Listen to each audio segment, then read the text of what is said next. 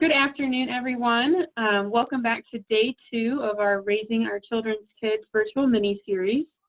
Today we're talking about boundaries with kids, and this will be a recorded presentation. So before we get started, just to check in with each other, we're going to do a brief let's get to know each other, and then we will continue with our presentation. So today we're talking about boundaries with kids, and this session is an introduction to boundaries with kids. Information is loosely adapted from the book Boundaries with Kids, but the information in here is applicable to any adult, caregiver, grandparent, whatever your adult situation is in your boundaries with children. So over this presentation, I'm hoping to just talk a little bit about how hard it is for kids to grow when they're not around growing adults. I'm going to give you 6 steps to implementing boundaries and 4 things that you'll probably experience as you take those steps. And then, just like we did yesterday, we'll end with a next step conversation, encouraging you to follow through with those consequences that you establish. So, boundaries with kids is not about making your kids do something.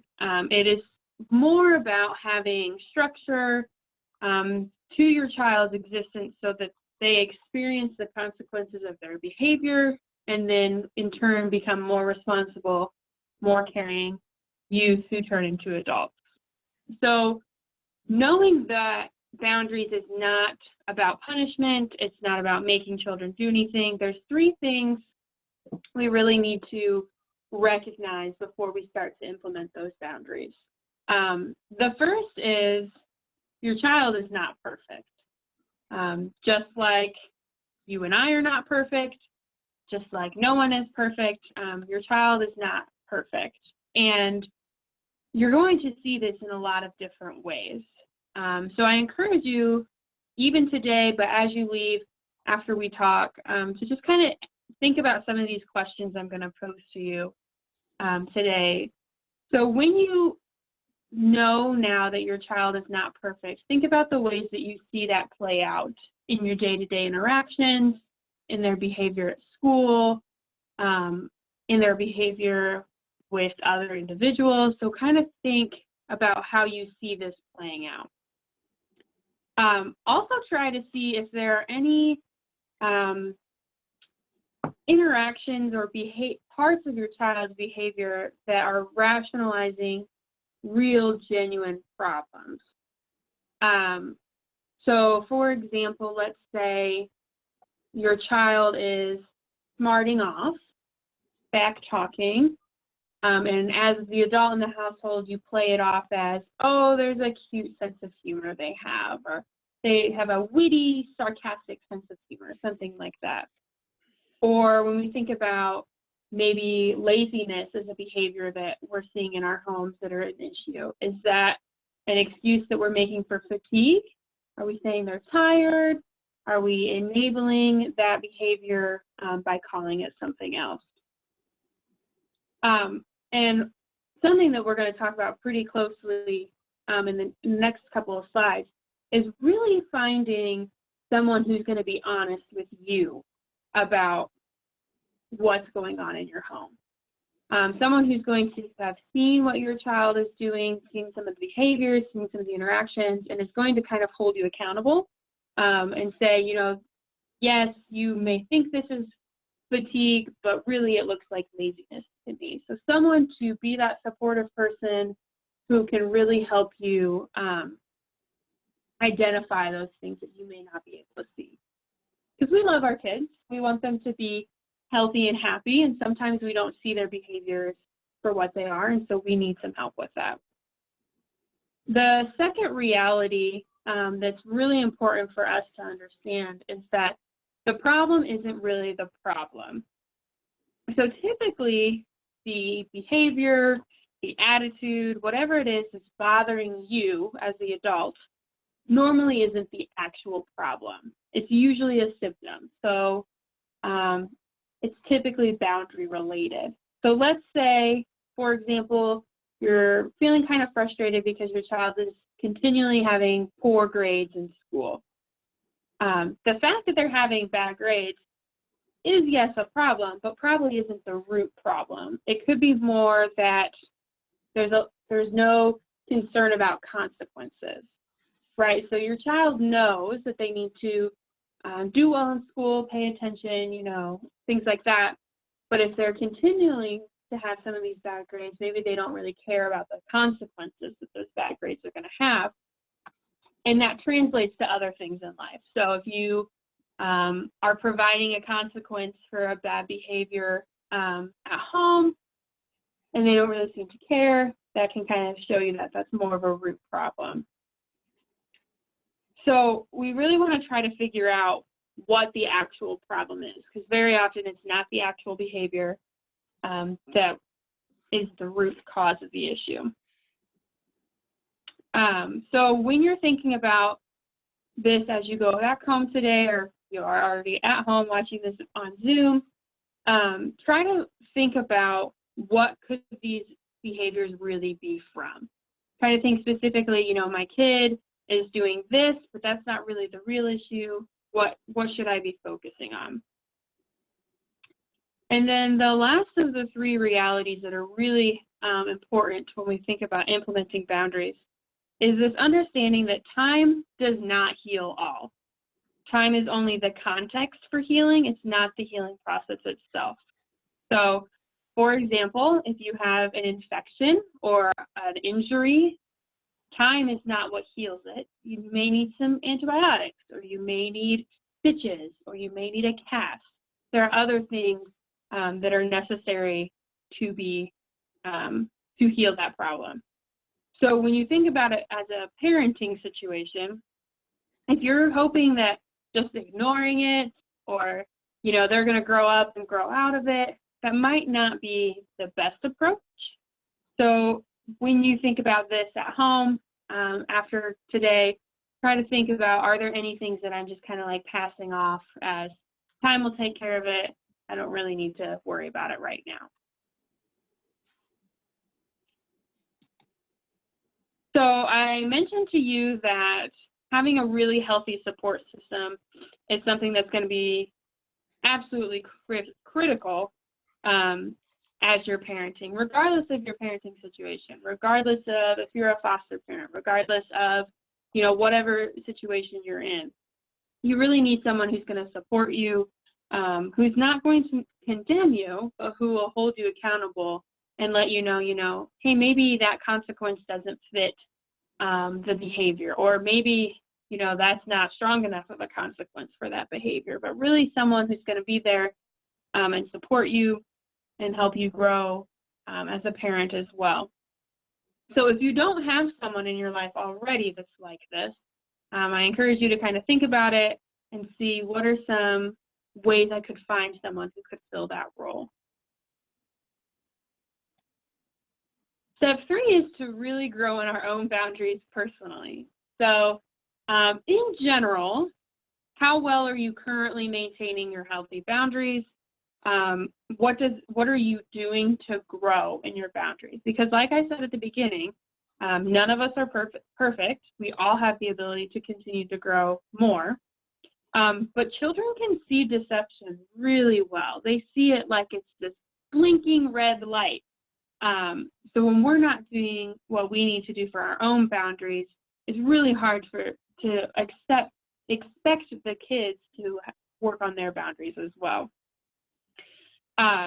So just being really aware of this, being aware of what boundaries you could be working on. So perhaps you let your boundaries break after being pushed and prodded and, argued with for hours on end.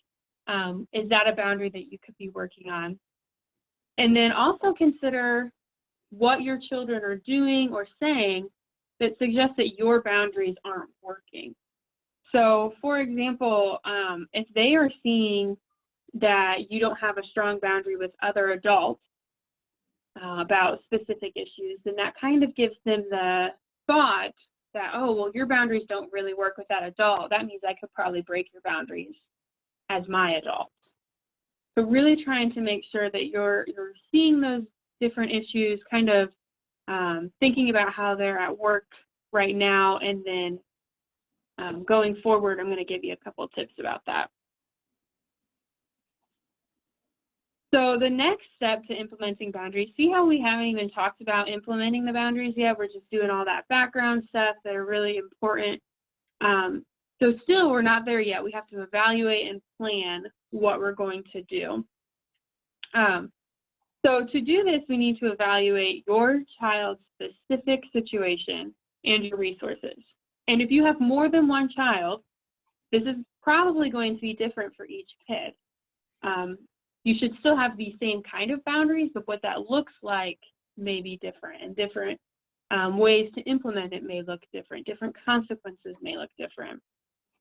So some of the things we want to look at before we're even deciding the boundary is we're going to start with age.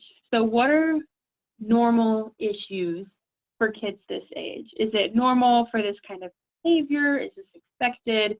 Is this part of our child development? Like, is this something that we can expect? We also want to think about their maturity level. So if you are working with your child, you may notice that you connect really well emotionally with them, or maybe you don't connect really well emotionally with them. Is there someone else that they connect with really well? Is there another adult in the household? Lots of different things we want to think about there. But we also want to think about what it looks like for their honesty. Are they someone who typically tells the truth, is open about mistakes that they've made, or are they someone that's probably more wanting to hide it, maybe lie about whatever's happening? So all of those things as well. You can also gauge maturity in some pretty specific ways. So basic trust, being able to tell you the truth is what is going on. The ability to make and keep friends. Responsiveness to commands. So if you say you need to go brush your teeth and they go brush their teeth, you know, they've responded to that instruction. The ability to disagree and protest. So there are going to be times when your child does not agree with you on something, and they're going to let you know that they don't agree with you. It's how they do that. Are they yelling and screaming and throwing a fit, or are they sitting with you having a conversation about what is the problem, what they disagree with? They also, another way to demonstrate maturity is how they act toward authority. So that doesn't mean just you as a parent. That could include their school teacher. That could include a bus driver. That could include, you know, any adult that has some kind of authority over them. How do they interact with those individuals? And if any of these things I've just mentioned, you have some concerns about, that's going to tell you where that maturity level is. That's going to impact where and how you plan and implement these boundaries. A couple of other things you really want to think about before doing this is, what is the setting for your child's life? So if you are in a household, maybe there's other children, maybe there's other adults, maybe there could be some clinical or some medical issues going on with someone in the household. Really considering all of these environmental factors are going to help explain some of the maturity levels. It's going to help explain some of the decisions you need to make when implementing boundaries. You also want to think about if there is a specific boundary conflict. So is there one boundary that's really being repeatedly broken or trying to cross, or is it several different kinds of boundaries? Because those are going to look differently when you're planning and as you go forward for your boundaries. And you also want to consider the severity. So is this a very severe problem that needs to be addressed? Is this more of a behavioral problem? Is it a safety problem? Lots of different things that you need to consider.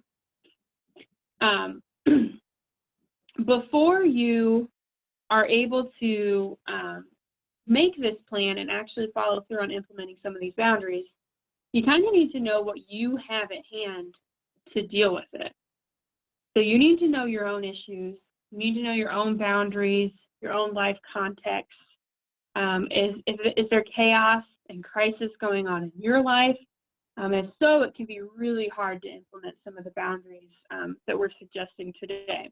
So finding that really supportive person, having that healthy support system who can encourage you and keep you accountable as well. So making sure you know where you're at before you start implementing some new boundaries. And then you develop the plan. So this is really just like a structure of what you're going to use for yourself and how you're going to present it to the child. You can write this down. You can put it on a big poster board. You can type it up on a Word document, whatever it needs to look like it. But it should be something that's written down to kind of help keep you accountable as well. And there should be 3 things included on that plan. The first thing is the problem, and this should be very specific. Try to stay away from character attacks that would leave your child wanting to kind of defend themselves. Just be really specific as to what the problem is.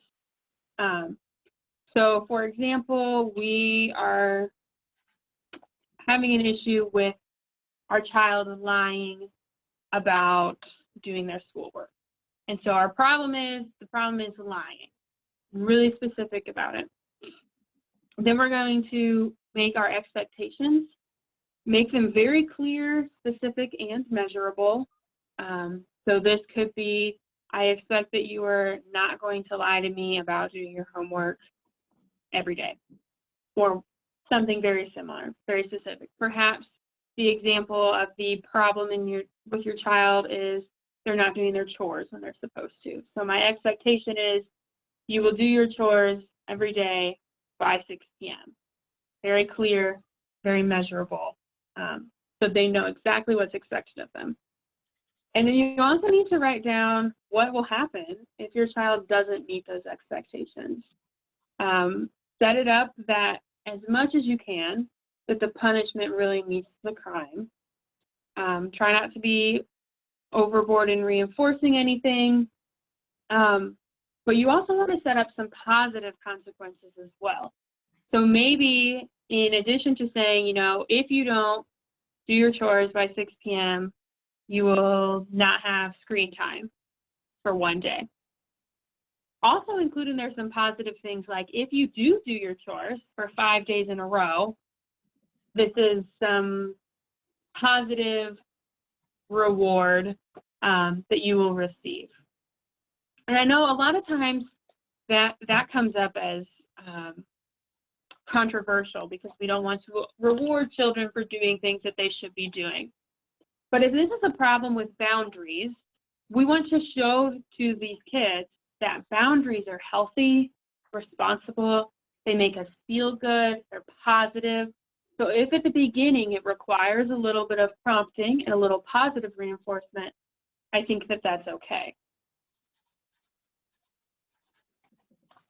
So now that you have your plan all written out, you're ready to go, it's now time to present the plan to your child. It is so important to present this plan during a peaceful time. So we talked yesterday about we don't want to have discipline during our family meal times. We don't want to try to argue during that time. So we also want this to be at a good, peaceful, calming time for your child. So maybe not at dinner. Maybe at some other time when you sit down and have a conversation. If you're ready to go and you're ready to do the plan discussion with your child and they're just having a really bad day, maybe wait. Maybe wait till later in the day, maybe wait till the next day. You don't want them to be in a defensive mood when you present this. And it's really important that when you're presenting this to take a for stance rather than against stance. So this is really to say, this behavior is hurting me, it's hurting others in our household, and we want to deal with it because we love you as our child and we want you to grow into a healthy, responsible adult. So saying that, rather than saying, your behavior is horrible and we need to do it right now and the worst kid I've ever had. We really want to be very positive and explaining that how their interaction impacts. So how do we present it? So I told you to write it down for sure. Be ready to do it that way. So we want to focus on drafting the things that we want to focus on the problem. We want to focus on the expectation. Very much what we just talked about, developing this unit, and just trying to use that as guide as possible. But you also want to speak with them about how you're going to remind them. So, for example, if you put this on a poster board, can you hang the poster board up so that they see it? If it is the boundary is the problem with people not doing their chores, is there a chore chart that's going to remind them? It says what the consequences are, it says what the expectations are. Some are very visible. And then we're going to have to just follow. So when we implement the new there is always, I will tell you 100% of the time, there will be disbelief in that. The child's going to fight. They're going to try to get away with things. They're going to see if you react, actually give them the consequences they're going to do this. They may have really strong emotions. So later this week, we're talking about explosions and emotions and how we can handle those things. They may throw something. We need to be prepared that they're going to have a reaction. And like I said, they're going to try to test, can I get away with action? We want to be so like I said, this is going to be struggling, really difficult, and it's going to be a struggle over time as we start with implementing these boundaries. So you need to allow for their discussion, allow for their learning curve. They're going to make mistakes. They're going to forget to do their dishes by 6 o'clock, and you're going to have to give them a consequence. It's going to be really unfortunate, but if that is the boundary you're working on, you have to get that very strict follow through. You also should, over time, begin to your child adapting to those boundaries, beginning to be more comfortable, more understanding. So it's kind of great. Like I said, just giving them that positive reinforcement, that reward. Try to bring them and say, wow, you were doing a really good job with this boundary.